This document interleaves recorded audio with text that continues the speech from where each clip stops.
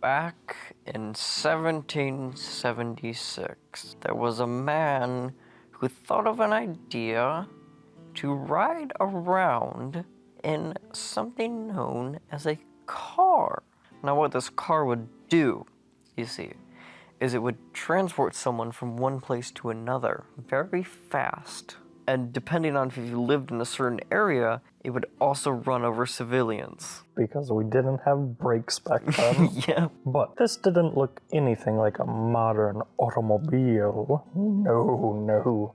This was a two-wheeled monster truck of sorts. With 16 horses strapped to the front of it. It was an unstoppable force to be reckoned with. This man would ride it throughout the streets, trampling everyone in sight, like some sort of twisted Santa Claus. Grandma got run over by the reindeer? No. How about grandma, grandpa, sister, brother, mother, father, step-sibling? Everyone was dying. Newborn child. Fresh out the womb, kicked in the head by a horse. Unlucky. Popped right out across the street and got trampled by 18 horses and a two-wheeled buggy. You see, they didn't have steering back then. There was only two wheels, so the man operating the buggy would just lean left or right to turn the horses and the buggy itself. And because there were so many horses, it would just whip the cart around, and there were a lot of casualties. Because the driver would just get smacked into buildings and trees and light posts, and they would just die instantly from blunt force trauma. The authority were no match for this machine. As you see, they only had whistles back then. And a whistle will not stop a killing machine controlled by 16 mad horses and no brakes. And the horses didn't even listen to the driver either, because to make the horses go faster, they were hooked up to crack than crystal meth. Sometimes the horses would fight each other in which direction to go, splitting the buggy in half, causing the driver immense pain as they hurled into a tree. But the horses were fine. They were great. They were messed up. One horse even bit the driver's head off and proceeded to start a riot for all the other horses, saying it was unjust and that everyone should be getting drugs. You see, the horses were the good guys. They were fighting for the people to get everyone hooked on drugs. And thus the horse revolution began.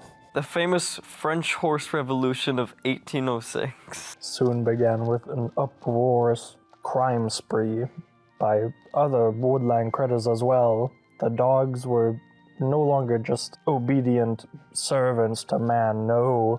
These dogs were running underground gambling routines. And don't even get me started on the cats. Oh, Lord. Oh, Lord. The cats didn't need litter boxes anymore. The world was their litter bags. Poo-poo and caca lined the street. The animals soon became sentient and realized they needed to cover their shame and started wearing clothes to disguise with the humans. The worst of all was the lizards. You see, the lizards, when wearing clothes, were almost indistinguishable between another man, and thus the reptile government affiliation began, where reptiles would soon gain power through small city-states and councils before Geoffrey Pierre Croissant grew to power.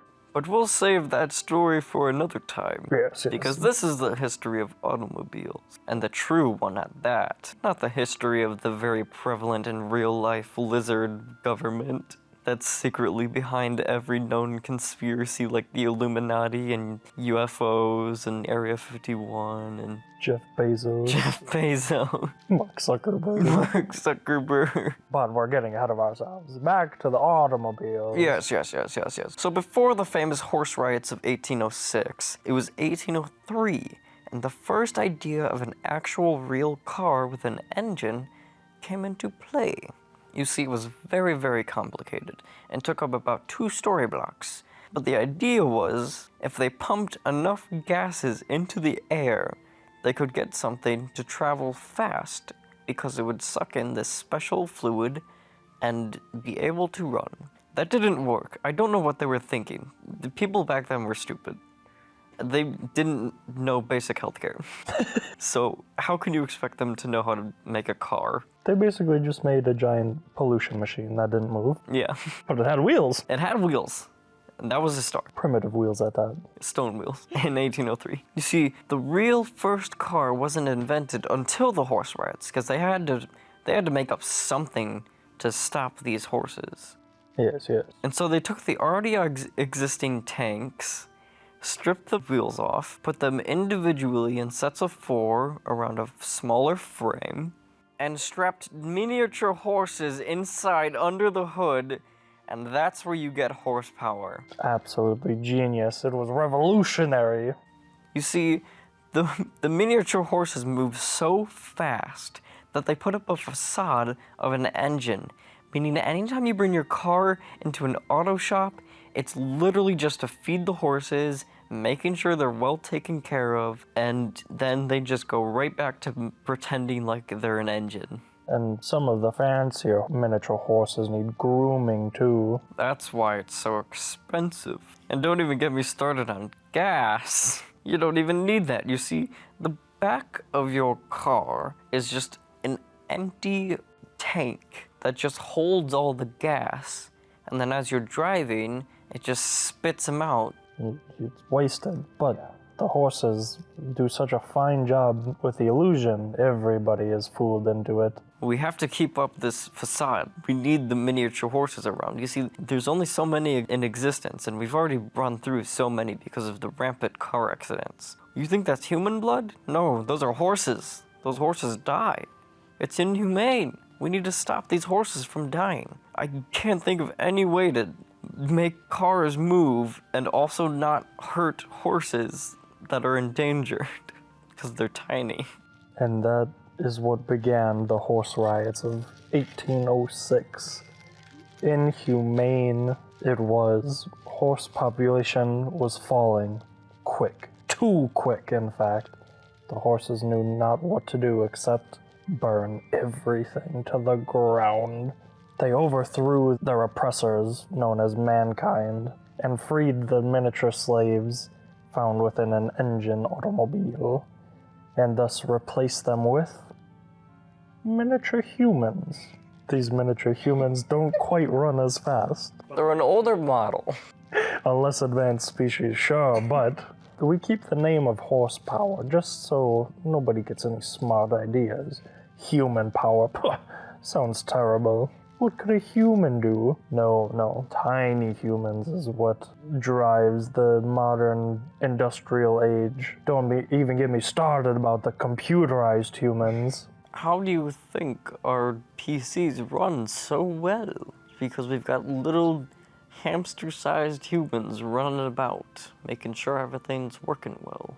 That's how they work. And the best part is they can perform routine maintenance on themselves, eliminating the cost of an auto shop for computerized humans. But you see, this is the true history of automobiles. And as much as this story doesn't make sense, Bob, we've got to stay on track here.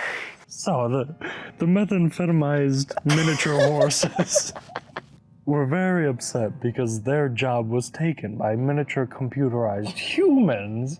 And so you see, the miniature methamphetamized horses infiltrated the Tesla company where they found Elon Muscular Man. Elon Muscular. They held him captive and demanded that the lizard people release the miniature electronic humans to give them the miniature methamphetamine-driven horses their jobs back. And the lizard people said, and the horses said, because they were cracked up. The lizard people, disguised as people, knew that this was a threat at the very power in which they hold, and so electronic miniature human slave labor was banished, creating a shock throughout the entire industry. There was a total recall of every automobile in the year 2000, which thus began the Great Depression. Mm-hmm. The only way out of the Great Depression was to allow miniature methamphetamized horses back in their jobs. And that's why in 1908, the Great Depression ended. And 20 years after, in 2008, Elon Muscular Man was born, and he knew not to mess with the methamphetamized horses because he knew how dangerous they were. And so he created electronic methamphetamized horses to drive his electronic cars at a cheaper price. The horses came together with Elon Muscular Man, and they provided a fair trade, an agreement of sorts. They agreed that Elon Muscular Man would use these horses and create one of the biggest industries in the world in return for a rocket ship all the way to Jupiter to escape the human oppression that they'd been facing for years for being cracked up horses walking around on two legs and murdering a bunch of people. With the two-wheeled buggy. With a two-wheeled buggy that would slingshot humans into trees. Those days were far gone in 2019, 40, 13. So the horses, along with Elon Muscular Man, because they took him hostage, traveled to Jupiter, flew all the way into the red dot, and started the electrical planets. The ability to move planets like a vehicle.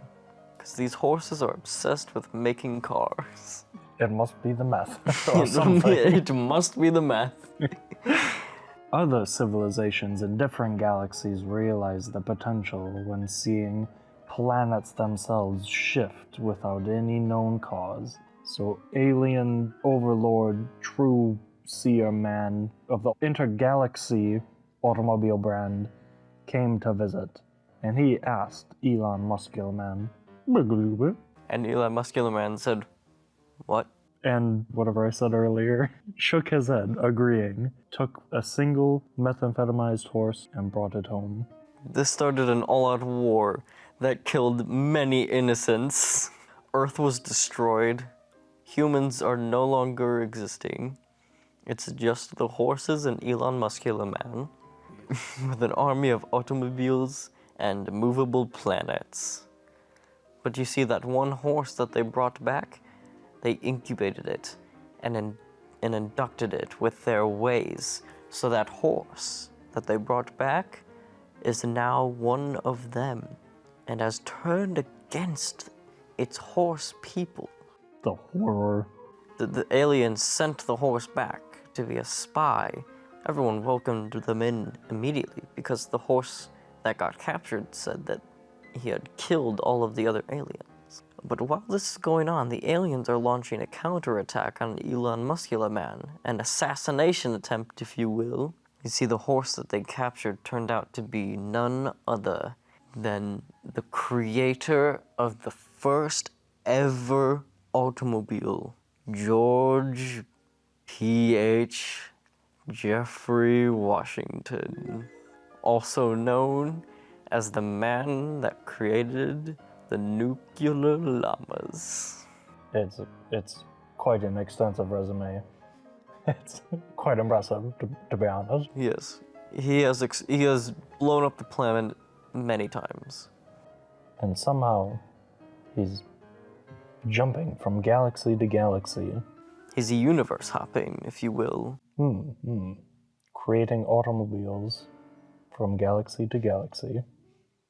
And Elon Muscular Man is shot at a meeting and promptly dies, and so do all of the other horses because they got overwhelmed by the aliens. And now there was only one alien leader in the entire universe, and he now runs the greatest car show ever in existence. And that is the true history of the automobile. From the 1700s with the first ever, to the 1800 riots, to the 2000s Elon Muscular Man adventures, and to humanity's erasure in existence, and the aliens opening the best car show ever. All thanks to George P.H. Washington, the universe-hopping car inventor. We couldn't have done it without him. Godspeed.